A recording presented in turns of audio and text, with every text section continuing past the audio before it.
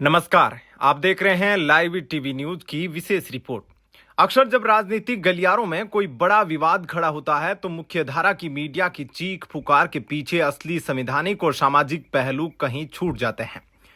आज की हमारी इस स्वतंत्र रिपोर्ट में हम किसी पार्टी के पक्ष या विपक्ष में बात नहीं करेंगे, बल्कि तथ्यों के आधार पर उस सियासी और कानूनी टकराव का विश्लेषण करेंगे जिसने महाराष्ट्र की राजनीति को हिलाकर रख दिया है।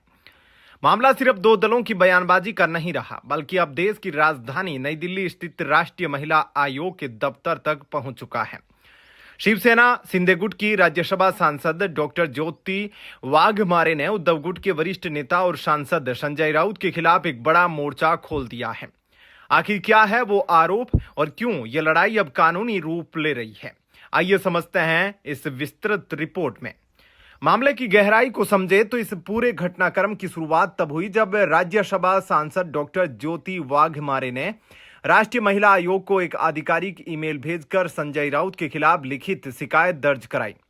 पारदर्शिता के लिए उन्होंने इस शिकायत की एक प्रति सोशल मीडिया प्लेटफॉर्म एक्स पर भी साझा की। शिकायत के दस्तावेजों के मुताबिक आरोप है कि संजय राउत पिछले 4 वर्षों के दौरान लगातार महिला जनप्रतिनिधियों के लिए आपत्तिजनक, अभद्र और अशोभनीय भाषा का इस्तेमाल कर रहे हैं। वाघमारे का तर्क है कि इस तरह की भाषा केवल किसी एक नेता का अपमान नहीं, बल्कि यह सार्वजनिक जीवन और लोकतंत्र में काम कर रही सभी महिलाओं की गरिमा को ठेस पहुंचाती है। उन्होंने आयोग से मांग की है कि इस मामले को गंभीरता से लेते हुए राउत के खिलाफ सख्त कार्रवाई की जाए और एक आपराधिक मामला दर्ज कराया जाए। इस आधिकारिक शिकायत से इतर पत्रकारों से बातचीत करते हुए डॉक्टर ज्योति वाघमारे ने कुछ बेहद बुनियादी और गंभीर सवाल उठाए हैं जिन पर आत्ममंथन करना जरूरी है। उनका कहना है कि 2 पुरुषों या 2 राजनीतिक दलों के बीच वैचारिक और राजनीतिक विवाद होना स्वाभाविक है, लेकिन उस आपसी लड़ाई में महिला नेताओं का नाम गलत तरीके से घसीटना बिल्कुल भी स्वीकार्य नहीं है। वाघमारे ने महाराष्ट्र की उस समृद्ध और सुसंस्कृत वैचारिक परंपरा का भी हवाला दिया जो हमेशा से अपनी राजनीतिक मर्यादा के लिए जानी जाती रही है। उन्होंने चिंता जताते हुए कहा कि हाल ही के वर्षों में जिस तरह के शब्दों का प्रयोग सार्वजनिक मंचों से किया जा रहा है उससे राज्य की राजनीतिक संस्कृति को गहरा नुकसान पहुंच रहा है।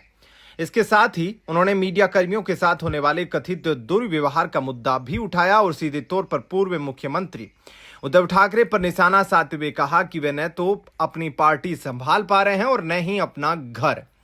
यूट्यूब की कम्युनिटी गाइडलाइंस और निष्पक्ष पत्रकारिता के सिद्धांतों के तहत हमारे लिए इस सिक्के के दोनों पहलुओं को देखना बेहद आवश्यक है। एक तरफ जहां शिंदे गुट और महिला संगठनों का यह तर्क है कि राजनीति में महिलाओं के नेतृत्व का सम्मान हर हाल में सुनिश्चित होना चाहिए और मर्यादा लांघने वाले बयानों पर सख्त कानूनी मिसाल कायम होनी चाहिए, वहीं दूसरी तरफ उद्धव गुट और उनके समर्थकों का अक्सर यह रुख रहता है कि उनके नेताओं के बयानों को विरोधियों द्वारा आउट ऑफ कॉन्टेक्स्ट यानी संदर्भ से बाहर निकालकर पेश किया जाता है। उनका आरोप है कि मूल राजनीतिक और जनहित के मुद्दों से ध्यान भटकाने के लिए ऐसे मामलों को तूल दिया जाता है।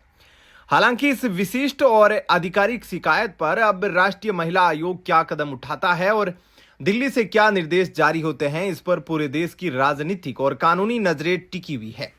लोकतंत्र में तीखे मतभेद, कड़े सवाल और जुबानी जंग कोई नई बात नहीं है, लेकिन जब यह टकराव भाषा की गरिमा को लांघने लगे तो यह पूरी राजनीतिक व्यवस्था के लिए चेतावनी है।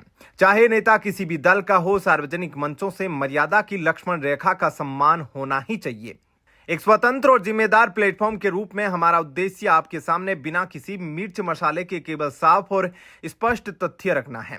इस पूरे विषय पर आपकी अपनी निष्पक्ष राय क्या है? क्या आपको भी लगता है कि राजनीति के बहसों में भाषा की एक कानूनी मर्यादा तय होनी चाहिए? अपने विचार कमेंट सेक्शन में हमें शालीनता के साथ जरूर साझा करें। अगर आपको हमारी यह तथ्य आधारित और संतुलित रिपोर्ट पसंद आई हो तो इस वीडियो को लाइक करें। स्वतंत्र पत्रकारिता को मजबूती देने के लिए इसे दूसरों के साथ शेयर करें और ऐसी ही विस्तृत और निष्पक्ष रिपोर्ट्स के लिए चैनल को सब्सक्राइब करना न भूलें। देखते रहिए लाइव टीवी न्यूज। नमस्कार।